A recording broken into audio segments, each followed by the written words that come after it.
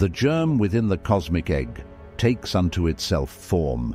The flame is rekindled. Time begins. A thing exists. Action begins.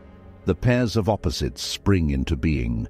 The world soul is born and awakens into manifestation. The first rays of the new cosmic day break over the horizon.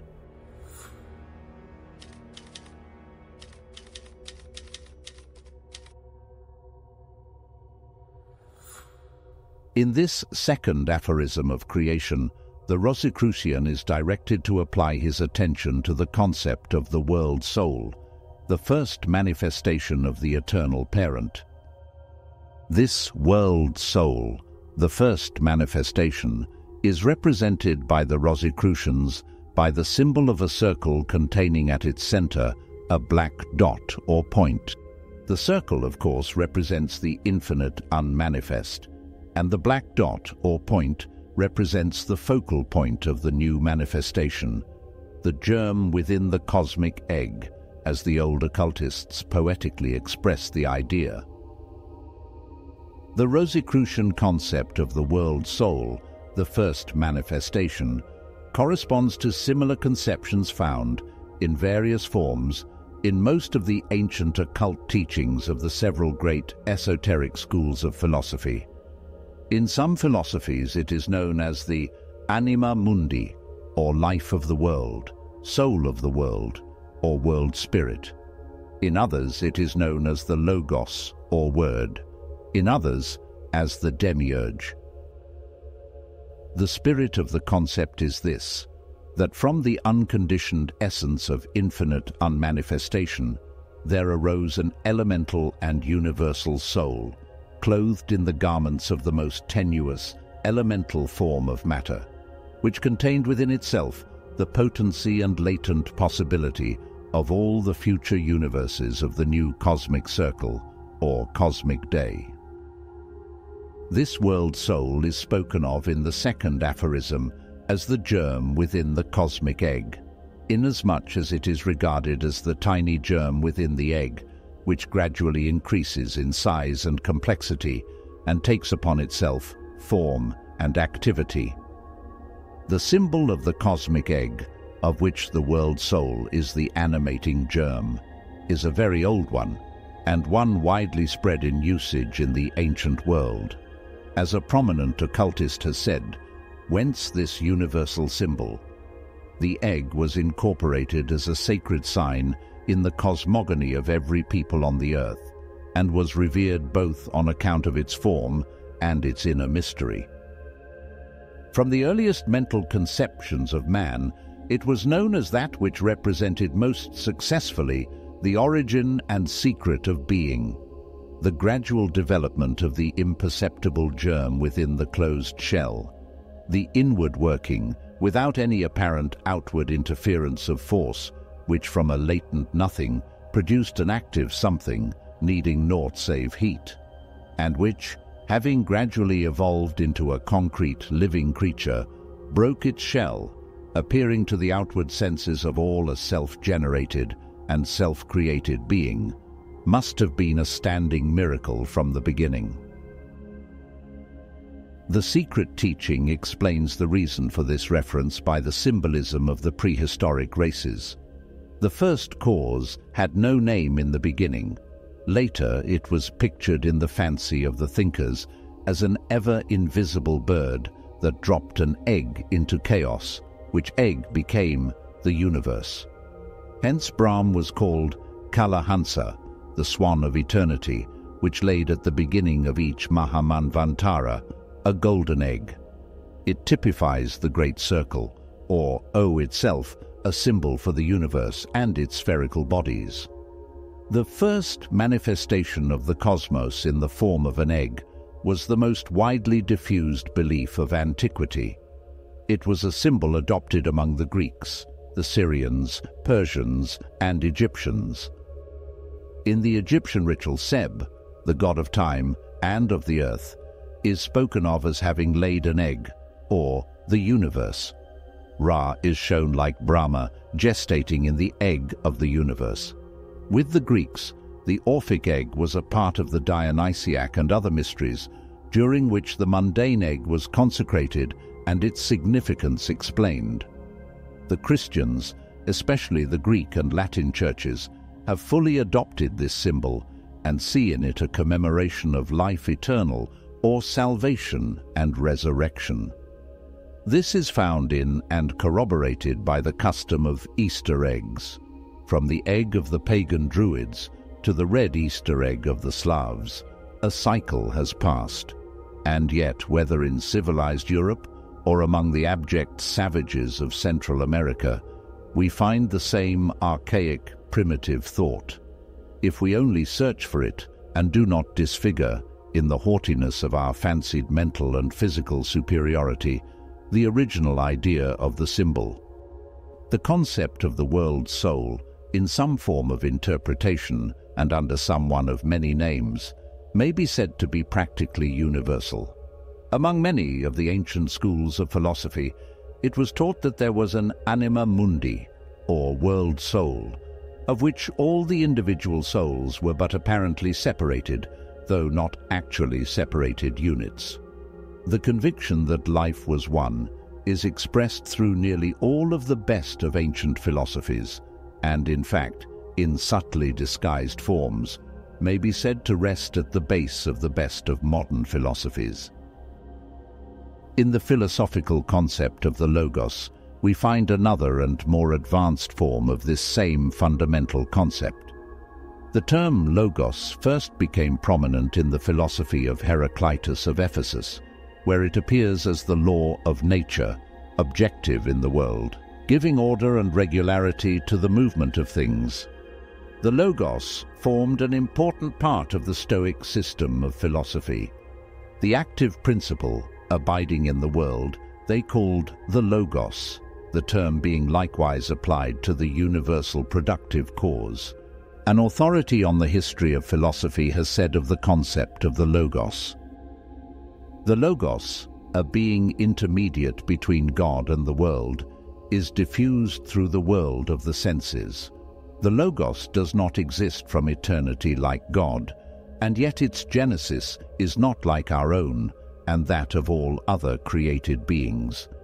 It is the first begotten of God, and is for us, imperfect beings, almost as a God. Through the agency of the Logos, God created the world. In the philosophical concept of the demiurge, we find another form of the same fundamental concept. The demiurge was the name given by the Platonian philosophers to an exalted and mysterious agent by whom God was supposed to have created the universe.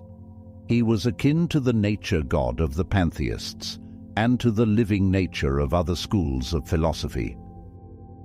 The demiurge was the life of the world, or universal life, of which all the innumerable lives of finite creatures are but sparks in the flame or drops of water in the ocean. And yet, in its true sense, the concept of the demiurge was not identified with that of God, but was rather a concept of the first great manifestation of God, by means of which he creates and sustains the world. The idea of a universal will, a primal manifestation of God, existing at the heart of nature and operating to build up and sustain the universe, is found in many modern philosophies. Cudsworth, the English philosopher, has sought to indicate this conception in his idea of plastic nature, of which he says, "It seems not so agreeable that nature, as a distinct thing from the deity, should be quite superseded, or made to signifying nothing, God himself doing all things immediately and miraculously. From whence it would follow also that they are all done either forcibly and violently, or else artificially only, and none of them by any inward principle of their own. This opinion is further confuted by that slow and gradual process that in the generation of things, which would seem to be but a vain and idle pomp, or a trifling formality, if the moving power were omnipotent, as also by those errors and bungles which are committed where the matter is inept and contumacious.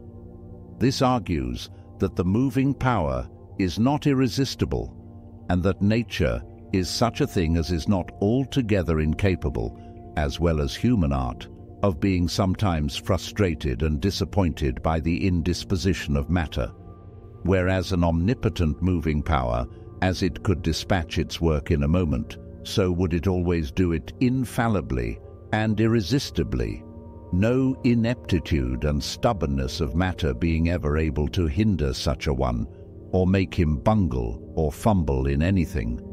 Therefore, since neither all things are produced fortuitously or by the unguided mechanism of matter, nor God himself may be reasonably thought to do all things immediately and miraculously, it may well be concluded that there is a plastic nature under him, which as an inferior end subordinate instrument doth drudgingly execute that part of his providence which consists in the regular and orderly motion of matter.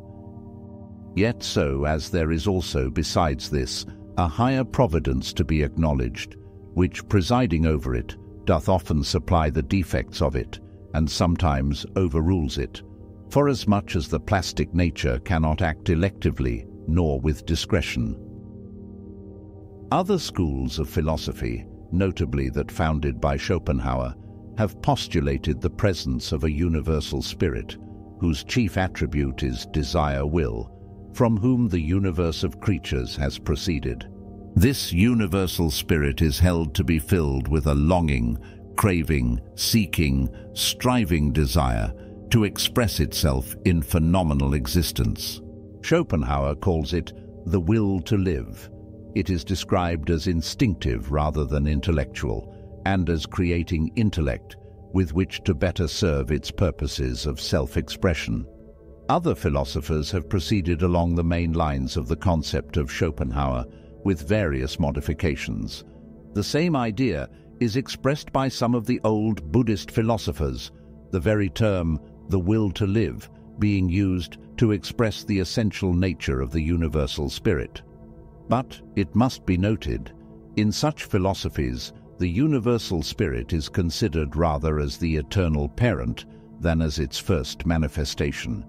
In the same way, a certain school of thinkers postulate the existence of a living nature, which expresses itself in innumerable living creatures and things, all things in the universe being held to possess life in some form and degree, as, indeed, the Rosicrucian creatures also hold. But it must be always noted that in the secret doctrine of the Rosicrucians, the world soul is not regarded as the infinite reality, but merely as the first manifestation thereof, from which all subsequent manifestations proceed, and into which they are finally resolved. The world soul is not eternal, but, on the contrary, appears and disappears, according to the rhythm of the cosmic nights and days.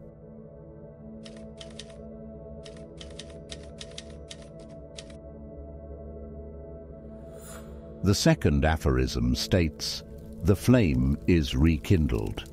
The dark light once more bursts into flame throughout the form of the world soul, and the new universe begins. It also states, "Time begins."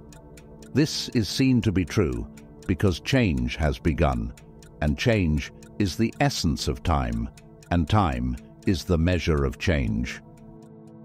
Again, a thing exists. This because the world soul is truly a thing, with all the characteristics of thingness.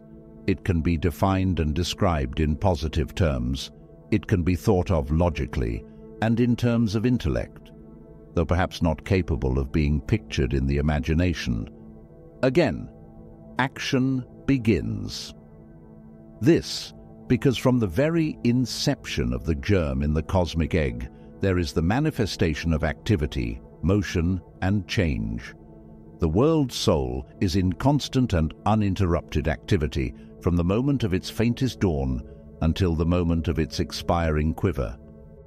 Again, the pairs of opposites spring into being. As all thingness is accompanied by the presence of the pairs of opposites, the contrasting sets of qualities, It follows that from the first faint breath of the world spirit, differentiation begins, and the polarity of qualities exhibit themselves. Again, the world soul is born and awakens into manifestation. The world soul awakens into active manifestation from the very moment of its birth. Finding within itself the impelling urge of the will to live and of expression, it proceeds at once, along the lines of elementary instinct, to prepare for manifestation of higher and more complex forms of life and action. Again, the first rays of the new cosmic daybreak over the horizon. With the coming of the world soul, the new cosmic day is indeed begun and proceeds without interruption until the shades of the cosmic night once more overtake it in a cyclic sequence.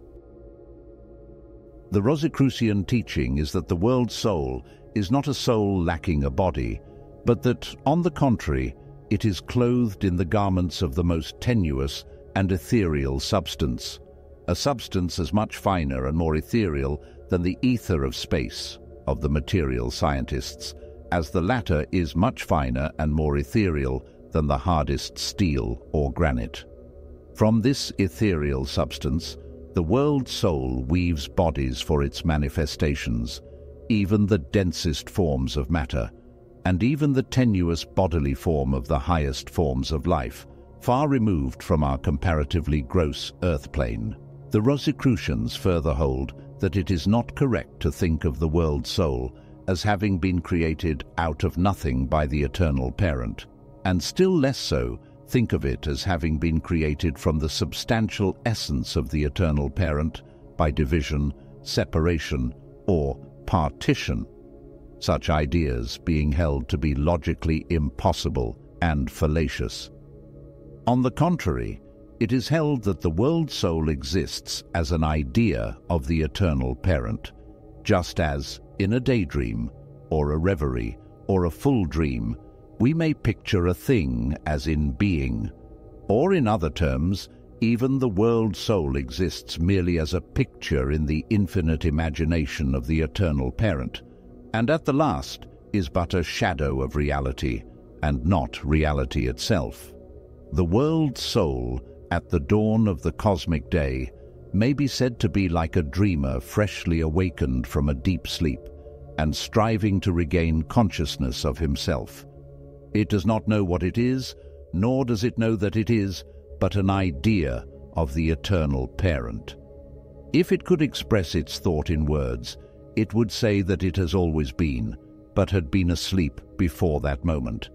It feels within itself the urge toward expression and manifestation, along unconscious and instinctive lines, this urge being a part of its nature and character, and implanted into it by the content of the idea of the eternal parent which brought it into being.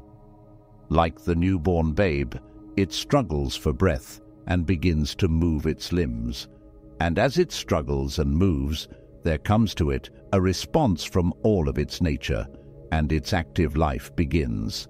And here we leave the world soul, for the moment, struggling for breath and striving to move its limbs. Figuratively speaking, of course. Its future is related in the succeeding aphorisms, which we are going to discuss in the next lecture, so make sure to subscribe.